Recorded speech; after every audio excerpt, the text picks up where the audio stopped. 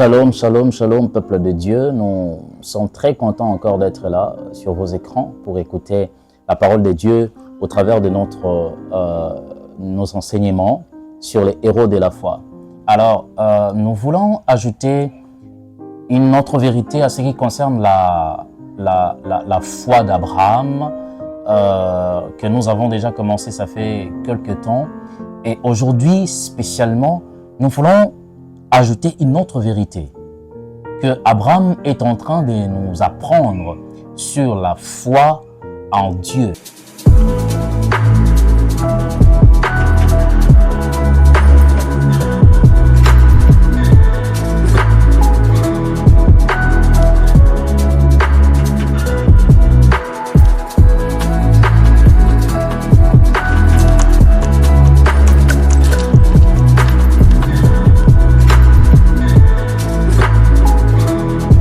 Lorsque vous lisez Genèse chapitre 16, verset 2e, la Bible dit « Et Sarah dit à Abraham, « Voici, l'Éternel m'a rendu stérile. Viens, je t'ai pris vers ma servante.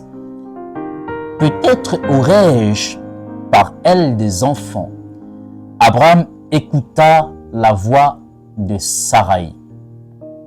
Alors, la thématique que nous donnons à cette réalité ici est intitulée « La foi implique de refuser des solutions raccourcies ».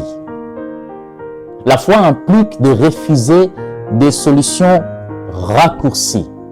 Des solutions raccourcies, nous pouvons également les appeler comme étant des solutions alternatives.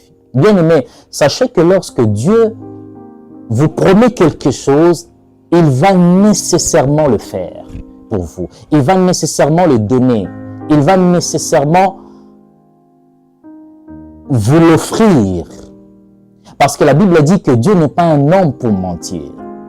Mais ce qu'il faut éviter lorsqu'on attend les promesses de Dieu, et surtout que lorsque nous avons la foi en Dieu, c'est d'éviter les alternatives par rapport à ce que Dieu nous a promis. Lorsque Dieu nous promet des choses, il va les donner au temps convenable. Lorsqu'il nous promet des choses, il va le donner à des moments si précis que nous appelons au kairos de Dieu, au temps de Dieu. Mais ce qu'il faut éviter, ce que nous avons dit, il faut éviter des raccourcis, des alternatives. Peuple de Dieu, sachez que la Bible nous dit même que c'est la bénédiction de l'Éternel qui enrichit et ne se fait suivre d'aucun chagrin. Le chagrin vient lorsque nous cherchons des solutions raccourcies. Certaines personnes pensent qu'en allant toucher au fétiche, qu'ils auront l'argent. Tu peux avoir l'argent, mais tu n'es pas béni. Tu peux avoir l'argent, mais cet argent-là peut t'apporter beaucoup d'autres choses négatives dans votre vie, mais également pas seulement à toi, mais même dans des générations prochaines. Il faut donc faire très très attention lorsque nous attendons des choses auprès du Seigneur. Bien aimé, sachez que pour ne pas aller dans le raccourci, apprenez à attendre le temps de Dieu.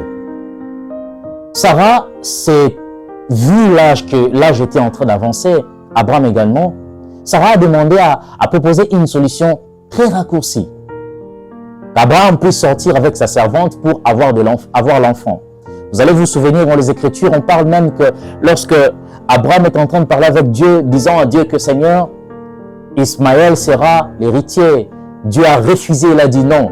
Ce que moi j'ai dit par rapport à ton héritier, c'est l'enfant qui sera venu entre toi et Sarah. Ce n'est pas l'enfant qui sera venu entre toi et Agar. Il faut attendre le temps de Dieu pour ne pas aller dans le raccourci. Deuxième des choses, apprenez à vous contenter de ce que vous avez. Apprenez à vous contenter de ce que vous avez.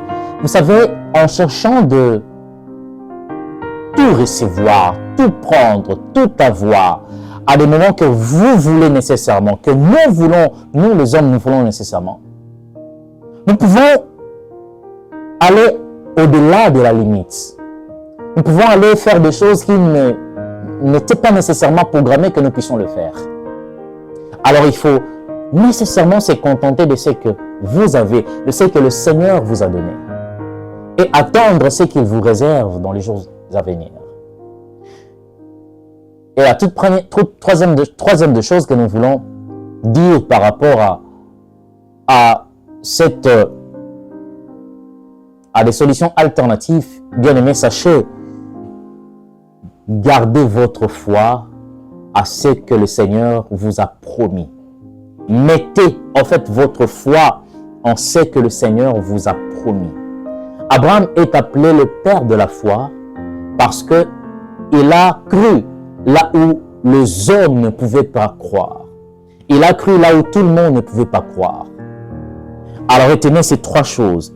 Apprenez à attendre le temps de Dieu. Deuxième de choses, apprenez à vous contenter de ce que vous avez. Troisième de choses, gardez votre foi en la parole de Dieu, dans ce que le Seigneur vous a donné comme promesse. Lorsque le Père de notre Seigneur Jésus-Christ vous bénisse abondamment.